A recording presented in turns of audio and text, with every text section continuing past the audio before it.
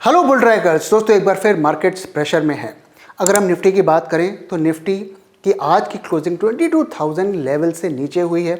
अगर हम recent all time high से कंपेयर करें तो निफ्टी करीब 500 पॉइंट्स गिर चुका है।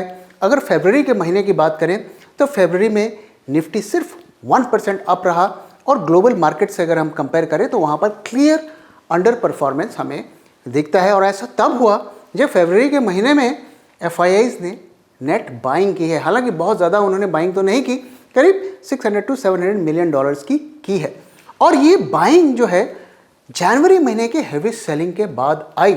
उसके बावजूद भी हमें निफ्टी में कुछ खास होता हुआ नहीं दिखा। अगर आप पिछले 3-4 दिनों से मार्केट को ट्रैक कर रहे हैं तो क्लियर कट मार्केट में हमें नर्वसनेस दिख रही है। और वो नर्वसनेस की वजह क्या है, इसके बारे में इस वीडियो में हम बात करने वाले हैं।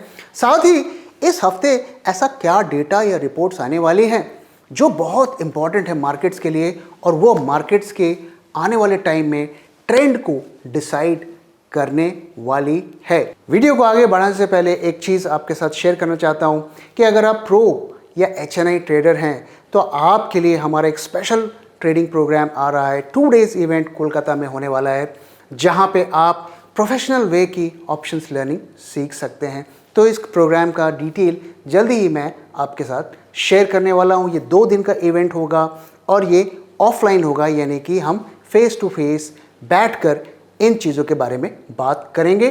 तो इस चैनल पे इसके इन्फॉर्मेशन का आगे वेट करिए। तो आइए हम समझते हैं कि मार्केट में इस वक्त इतनी नर्वसनेस क्यों है। तो उसके कारण क्या है दोस्तों? पहला ये कि इलेक्टोरल बॉन्ड्स के डिस्क्लोजर की जो न्यूज़ है आपने पढ़ी होगी, और इसका डेटा जो कोर्ट ने कहा है कि 15 मार्च तक जो हमारे इलेक्शन कमिश्नर हैं उनको सबमिट करना पड़ेगा। अब ये मार्केट के लिए ये इम्पॉर्टेंट क्यों है? देखिए दोस्तों, अगर आप इलेक्टोरल बॉन्ड्स को समझते हैं, ट्रैक कर रहे हैं, तो आपको पता होगा उसमें एक सीक्रेट कोड होता है। जो खरीदता है और जो उस बॉन्ड को इनकैश करता है, दोनों उस सीक्रेट कोड के थ्रू इंटरलिंक्ड होते हैं और वो डेटा उनके पास होता है। तो कोर्ट ने जब SBI को कहा कि आप ये डेटा पब्लिश करिए, तो उन्होंने असमर्थता जताई, कहा कि हम ये बहुत कॉम्प्लिकेटेड काम है, हम नहीं कर सकते हैं। हालांकि कोर्ट ने उनकी याचिका को बिल्कुल खारिज कर दिया और कहा कि आप इमीडिएटली इसको सारा डेटा दिखाइए। तो अब ये डेटा 15 मार्च तक इलेक्शन कमिश्नर तक आएगा और इसके बाद उस डेटा को खंगाला जाएगा कि किसने चंदा दिया और जिसने चंदा दिया क्या उसको फ़ायदा मिला या नहीं मिला। तो ऐसा अगर आप न्यूज़ पढ़ेंगे तो उसमें कहा जा रहा है कि इसमें ऐसा हो सकता है कि कुछ घूसखोरी या क्विड प्रो क्रो, जिसे एक लीगल टर्म यूज़ किया जाता है कि आप चंदा देते हैं और बदले में कुछ फेवर लेते हैं, तो उस तरीके का कुछ खेल हो सकता है। अब इसमें किनका नाम निकलेगा, कौन सी पार्टी इन्वॉल्व होगी, मुझे इसमें कोई जानकारी नहीं है। लेकिन मार्केट को इसको लेके नर्वसनेस है कि कहीं ऐसा तो नहीं कि कुछ कंपनीज ने वहाँ चंदा देकर फ़ायदा उठाया, और कई शेल कंपनीज का भी इसमें पार्टिसिपेशन होने की बात लोग कर रहे हैं। अब ये डेटा जब आएगा, पब्लिश हो जाएगा, तो दूध का दूध और पानी का पानी हो जाएगा कि किसने दिया किसने नहीं दिया। लेकिन अभी भी लोगों को थोड़ा सा डाउट है कि ये डेटा आएगा या नहीं आएगा। तो मार्केट भी इसको लेके थोड़े सख्ते में है, कहीं ऐसा ना हो कि कुछ बड़े बड़े नाम आ जाएं जिसकी वजह से मार्केट में एक अनवांटेड उसका रिएक्शन देखने को मिले। तो ये एक बड़ा रीज़न है जिसकी वजह से मार्केट्स इस वक्त टेंशन में है। आज की अगर आप सेलिंग देखिए तो it was completely one way selling. Market her rise पे सेल हो रहा था। ऐसा लग रहा था कि कुछ बड़े लोग जो है बहुत जल्दीबाजी में सेलिंग कर रहे हैं। तो जैसे जैसे इसका और डेटा आएगा वो एनालिसिस मैं आपके साथ शेयर करूंगा। तो पहला तो ये रीज़न है कि बॉन्ड डिस्क्लोजर। तो अगर इसमें कुछ बड़े बड़े नाम आ जाते हैं तो ये फिर एक मार्केट के लिए एक बहुत बड़ा सेटबैक हो सकता है। दूसरी चीज़ जो है कि क्या मार्केट में बबल है। दोस्तों, मैं तो काफ़ी टाइम से आपके साथ शेयर कर रहा हूँ कि मार्केट में बबल है, लेकिन सेबी ने भी अब ये कह दिया है, सेबी के चीफ ने भी कह दिया है कि मार्केट के सर्टेन पॉकेट्स में देयर इज़ अ बबल। ऐसा लग रहा है कि बबल है, और उन्होंने खास करके जो मिड कैप, स्मॉल कैप और SME सेगमेंट में ये कहा है, एसएमई यानी कि स्मॉल एंड मीडियम एंटरप्राइज, तो उसमें कहा है कि बबल है।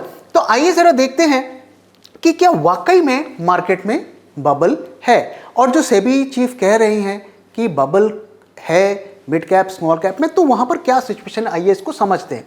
तो देखिए, जो स्मॉल कैप स्टॉक है, स्टॉक्स इंडेक्स है, वो 75% इस साल अप है, एक साल में अप है। वहीं अगर मिड कैप को देखें तो 62% अप है, और अगर माइक्रो कैप की बात करें तो 100% अप है। तो अगर आप एनएसई का माइक्रो कैप इंडेक्स देखेंगे तो उसमें 250 के करीब स्टॉक्स हैं, तो 70% ऐसे स्टॉक्स हैं जो 100% से ज़्यादा अप हुए हैं। तो ये जो ओवरऑल सिचुएशन दिख रही है, ये बबल की दिख रही है, ऐसा सेबी का भी मानना है और मेरा भी मानना है। हम बबल क्यों कहते हैं? जब आपके शेयर प्राइस और अर्निंग में बहुत ज़्यादा गैप हो जाए, अगर आपकी अर्निंग बढ़ रही है, प्राइस भी बढ़ रहा है उसी प्रोपोर्शन में, तो उसे हम एक वैलिड जो ग्रोथ कहते हैं। लेकिन जब आपकी अर्निंग घट रही है और शेयर प्राइस बढ़ रहा है, या उस रफ्तार से आपकी अर्निंग नहीं बढ़ रही है, तो हम उसे बबल कहते हैं। तो क्लियरली ये एक बबल का इंडिकेशन है। और साथ ही जो सेबी चीफ ने एक और ख़ास चीज़ कही है कि एसएमई में स्टॉक्स में मैनिपुलेशन हो रहा है। न सिर्फ इशुएंस में मैनिपुलेशन हो रहा है, बल्कि ट्रेडिंग में भी हो रहा है। तो अगर आप उनके इस पूरे मैसेज को पढ़ेंगे तो उनका ये कहना है कि जिन स्टॉक्स में लिक्विडिटी कम है वहाँ पर जो मैनिपुलेशन के चांस ज़्यादा है। जैसे एसएमई स्टॉक्स में अगर आप देखें तो वहाँ पर आपका काफ़ी कम होता है वॉल्यूम, तो वहाँ मैनिपुलेशन के चांस होते हैं। और इवन अगर आप मिड कैप स्मॉल कैप में भी देखें तो हर स्टॉक्स में वैसा वॉल्यूम नहीं होता है। तो अगर आप सावधान रहना चाहते हैं तो वॉल्यूम को देखिए, जहाँ पे वॉल्यूम अच्छा है वहाँ पे मैनिपुलेशन के चांस रहते हैं। हालांकि ये कोई रूल नहीं है कि ऐसा होगा ही होगा, लेकिन सेबी चीफ का अगर आप डेटा को आप एनालाइज करेंगे तो हमें यही इसमें से इन्फ्रेंस निकलता है। अब अगर निफ्टी की बात करें तो क्या निफ्टी में बबल है? देखिए, निफ्टी इतना बड़ा सेगमेंट है कि इसमें बबल लाना कोई आसान काम नहीं होता है। तो यहाँ पर मैं बबल का वर्ड का यूज़ तो नहीं करूँगा, सेबी चीफ ने भी नहीं कहा, लेकिन यहाँ पे कुछ एक चीज़ हमें देखने वाली है।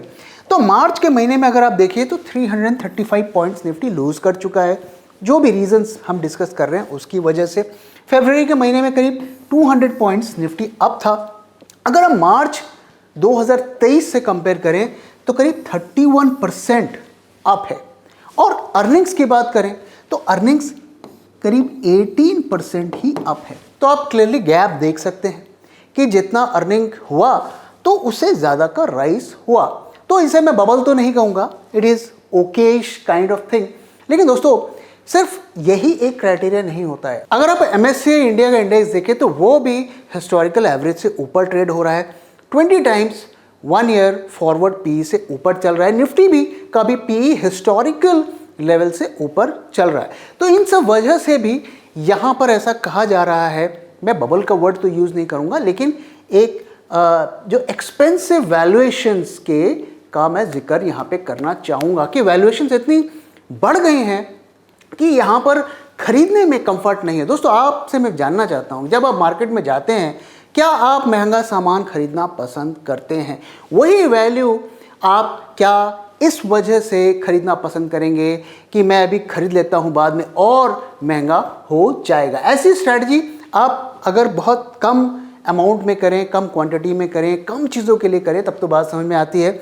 लेकिन अगर आप लगातार ही ऐसा करते रहते हैं तो ये एक अच्छी स्ट्रैटेजी नहीं है। तो ओवरऑल अगर हम देखें तो अगर हम लार्ज कैप्स को छोड़ दें तो वैल्यूएशंस वहाँ पर एक्सपेंसिव है, लेकिन अगर हम बाकी सेगमेंट्स में जाएं, small cap, mid cap, SME, यहाँ तक कि PSUs, तो वहाँ पर वैल्यूएशंस जो काफ़ी ज़्यादा हाई हैं और वो बबल के टेरिटरी में घुस चुके हैं। और देखिए, ये बबल के फियर से सेबी क्यों चिंतित है? क्योंकि जब भी बबल होता है तो क्रैश होता है। तो इस वजह से सेबी लगातार वार्न कर रहा है रिटेल इन्वेस्टर, जो छोटे इन्वेस्टर्स हैं, उनके हितों को संभालने के लिए सेबी लगातार वार्न कर रहा है। अब इस बबल से रिलेटेड एक और जो चीज़ सेबी कर रहा है कि सेबी ने स्ट्रेस टेस्ट करने को कहा है, और म्यूचुअल फंड्स का भी स्ट्रेस टेस्ट करने को कहा है। तो म्यूचुअल फंड की जो अम्ब्रेला ऑर्गेनाइजेशन है AMFI, उसको इंस्ट्रक्ट किया है कि आप अपने फंड हाउसेस को जाकर जो एक स्ट्रेस टेस्ट करिए कि वर्स्ट केस सिचुएशन में क्या हो सकता है, कितना जो उसमें बुरा या भला उन फंड्स के साथ हो सकता है, इसकी एक एनालिसिस करिए और उस रिपोर्ट को जो इस हफ्ते ही आने वाली है। तो उस टेस्ट में क्या निकलने वाला है, देखिए सबसे पहली बात तो ये है कि जो उसमें टॉप 10 इन्वेस्टर्स हैं उसकी लिस्ट आएगी, जो सबसे ज़्यादा 2 एक्टिव हैं म्यूचुअल फंड्स, और उसमें के जो टोटल 10 इन्वेस्टर्स, जो टॉप 10 इन्वेस्टर्स हैं वो कौन है, उन्होंने कितना पैसा लगाया है, ये रिपोर्ट आने वाली है। और ये बहुत इंपॉर्टेंट डेटा है क्योंकि इससे पता चलेगा कि ऐसा तो नहीं कि कुछ बड़े लोग बहुत सारा पैसा फंड में लगाकर मार्केट को रिग कर रहे हैं, उससे वो दूध का दूध पानी का पानी हो जाएगा। दूसरी चीज़, इसके साथ ही वो कुछ और डेटा भी उन्होंने कहा है पब्लिश करने को कि जो रेगुलर डेटा होता है, स्टैंडर्ड डेविएशन क्या है, बीटा क्या है, इन सारी चीज़ों को भी उन्होंने पब्लिश करने को कहा है। तीसरी चीज़ उन्होंने कहा है कि जो टर्नओवर रेशियो है उसको भी पब्लिश करिए, यानी कि ऐसा तो नहीं कि आप बहुत ज़्यादा चर्निंग कर रहे हैं पोर्टफोलियो में और उसको करके मार्केट को ऊपर बढ़ा रहे हैं, तो इसका भी डेटा उन्होंने पब्लिश करने को कहा है। चौथी चीज़ जो उन्होंने कहा है कि फंड हाउसेस को आप ये बताइए कि अगर आपको 25% अपना पोर्टफोलियो खाली करना पड़े या 50% पोर्टफोलियो आपको खाली करना पड़े तो आपको कितना वक्त लगेगा। दोस्तों ये इंपॉर्टेंट क्यों है, अगर आप कोई बड़ी इन्वेस्टर अगर अचानक से अपनी सेलिंग कर लेता है, मान लीजिए किसी फंड में उसके 25% की होल्डिंग है और उसको वो इमीडिएटली कर लेता है, मार्केट उसे एब्जॉर्ब कर लेता है, तो इसे हम एक लो रिस्क सिनेरियो मानेंगे। लेकिन अगर वो 25% की सेलिंग करता है और नहीं कर पाता है, इसका मतलब कि ज़रूरत से ज़्यादा बड़ी पोजीशन बनाई गई है। तो ये सारा डेटा इस हफ्ते आने वाला है, इलेक्टोरल बॉन्ड्स का भी आने वाला है और साथ ही ये स्ट्रेस टेस्ट का भी डेटा आने वाला है। और ये सारी चीज़ दूध का दूध पानी कर देगी कि क्या मार्केट में बबल है, एक तो इसका आंसर हमें मिल जाएगा, और क्या मार्केट में मैनिपुलेशन है, इसका भी आंसर हमें मिल जाएगा। दोस्तों मैं लगातार आपके साथ एक चीज़ शेयर करते रहता हूँ कि अगर इस टाइप के मार्केट्स में आपको बने रहना है तो एक चीज़ हमें ध्यान में रखनी पड़ेगी कि जहाँ पे भी आपका पैसा लगे वो एक प्रॉफिट मेकिंग कंपनी हो, बैक्ड बाय सॉलिड बिजनेस।